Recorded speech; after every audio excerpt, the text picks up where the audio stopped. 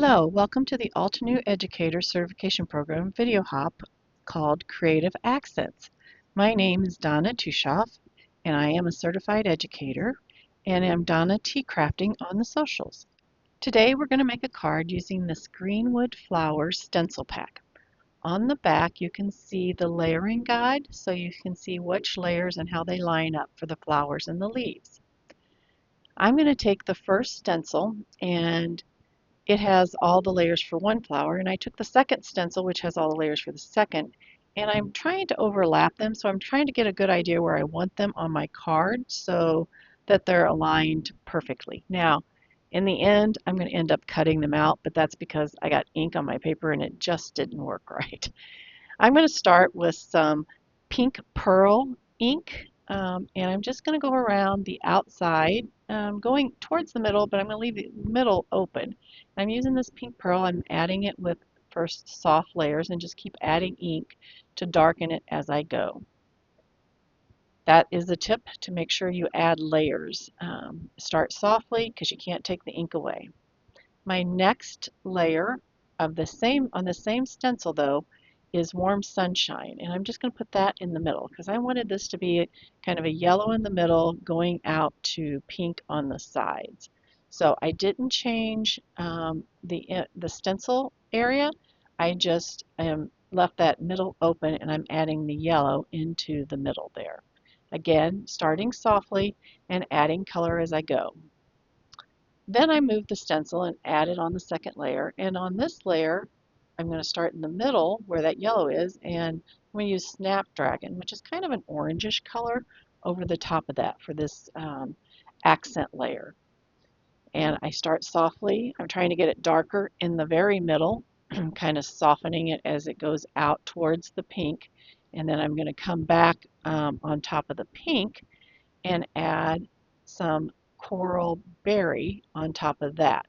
So I'm going to be kind of mixing it. So I'm going to clean my stencil before I come back with the coral berry, just so I don't mix those two colors together.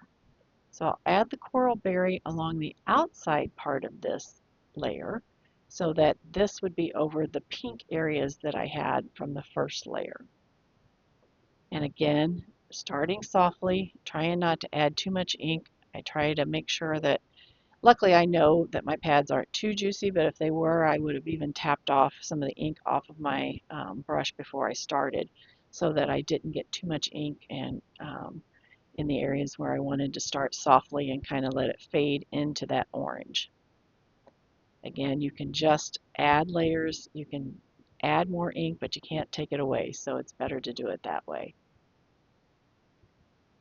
As I finished this layer, I took off the stencil to give you a little idea where we're at. There is a third accent layer for this flower. So I'm going to lay that down. I looked at the guide on the back of the stencil pack to line it up. And then I'm going to take Heartbeat, which is the next color in that family with Pink Pearl and Coral Bliss. And most of this is in the center, so it's kind of going over the yellows and the oranges, but it's a red. It looks great that way. And I wanted that to be a little higher contrast there in the middle. So it's a very striking color. So you do definitely want to start light here because you could make it really overwhelming if you don't. So you can see I added in that Heartbeat. Then there's two stencils for the middle of the flower. For the first one of these stencils, I'm going to use Vineyard Berry, which is the last color in that whole set. And I moved to my detail blending brush to add this so that I could be very careful about adding it. And then on the last layer of this in the center, I came back with a little bit of moss. Yeah, I know it's a green, but I wanted that to be, it's okay if it kind of turns brown. That's kind of what I wanted in the middle because it's the very tips of the middle, so it's okay that it is like that. And these colors will all dry back. So now I'm going to take this second flower, and I'd have a little bit of overlapping. So you can see I took some tape to mask off where I have that overlap. And I'm going to use the color of Frosty Pink. I want this to be a little bit different color than the other flower, but I still want to stay in kind of the pinks. And so that they would complement each other as well. I'm going to do this whole area in the frosty pink, but again, I started very lightly. You can see I start real light, and then I added color until I got it the darkness I wanted. For the second layer of this flower, I'm going to use Coral Berry, which is the complementary color to frosty pink. I'm going to try to make it a little bit darker in the middle and kind of soften it as it gets out to the tips. So the middle will be a little bit darker and the tips will be a little bit lighter with that Coral Berry. And again, there are two centerpieces. There's not a third accent piece, but there's two centerpieces again. So I'll use the last two colors in this group. Well, I'm going to use the next color, which is Ruby Red, for the very center, and then I'll come back with that moss that I used on the other flower for the very tippy tops of that middle area. And that just takes a very quick to add that color in there. Once that is done, I will have my flowers complete, and this is what they look like together. I was on a good pace at this point to be able to do what I wanted to do with these flowers and just have a one layer card, but it kind of fell apart when I started with the leaves. Didn't quite work the way I wanted it with the leaves, so I'm using Bamboo as the ink color here as the first layer of this double, I think it's a double leaf or maybe it's a triple leaf here. I started with Bamboo, and I'm going to add on top of that the next color, which is Parrot, and then I'll come back with Olive as the last color, and I'll try to make it darker at the edge and make it lighter as it comes out with the Parrot ink. These leaves are going to go under the flowers anyway, and that's where I was struggling, is getting them in a place where they weren't overlapping the flowers and having to mask it off. So I decided it's probably going to be easier just to put them on white paper and cut them out and put them under my flowers is what I ended up deciding was the best. So I tried here, but then I decided I couldn't do the rest of the leaves like that. So I pivoted. I'll be able to still cut this out, and it hasn't interrupted my flowers. My flowers are still good, and then the rest of the leaves I'm just going to cut out as well. And I'll have to fussy cut those because I don't have a die for this. That was Olive for that. So you can see I just I had started another flower and kind of messed it up, so I'm using the bottom of that to make the rest of my leaves from the stencil pack. There's only 2 layers with this, so I started with Parrot and finished with Olive on those. That way I have a little bit of contrast between some of the leaves as well. The first set started with even a lighter color, which was Bamboo. And that will give you some contrast between the leaves that you're going to have on your card. It's good to mix up your leaves, and sometimes I even mix up the colors of my leaves. I'll make some in one color and some in another. In this case, I stayed in that same color family. I just started with the lighter color on the one set of leaves and then went to the darker colors, a little bit darker on the next. So you can see I fussy cut everything out. I left the 2 flowers together because I did get those kind of overlapped and I didn't need to fussy cut those. And I brought a panel that I had embossed because I wanted a little bit of texture behind this image.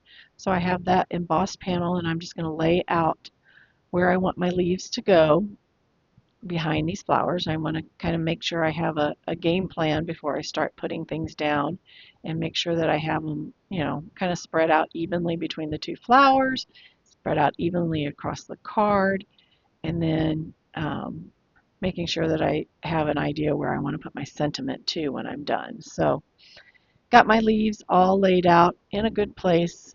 Figured it had a little bit of openness at the bottom, which is fine. Sometimes I cover that up, sometimes I don't. Next, I decided to put a color under this panel, and when it was cut down to 4 by 5 1/4, and I was trying to pick which color. I have a little bit lighter, orangier color, and then a little bit calmer, more of a coral color. And I ended up picking the lighter orangier color, although I like the other color better. I thought that this one looked better with the flowers colors. I thought it went well. So I put that background color on a card base with liquid glue, and then I used liquid glue to put the embossed panel on top of that, so we have a border outside of the embossed panel. I did dump my flowers and everything and the leaves off and didn't use like press and seal to keep them all together. But that's okay because I like to fiddle with them, and I'm going to end up filling in that blank spot in the bottom in the end. So I get to fiddle with the leaves more, figuring out where I want to put them, what makes the most sense for me, what looks good to my eye. You know, it's a personal choice of how you want to lay them out, and so I just did that again. Once I fiddled around with that, I used liquid glue on the leaves to put those in place, and I held my flower in place as I laid down each leaf with the liquid glue.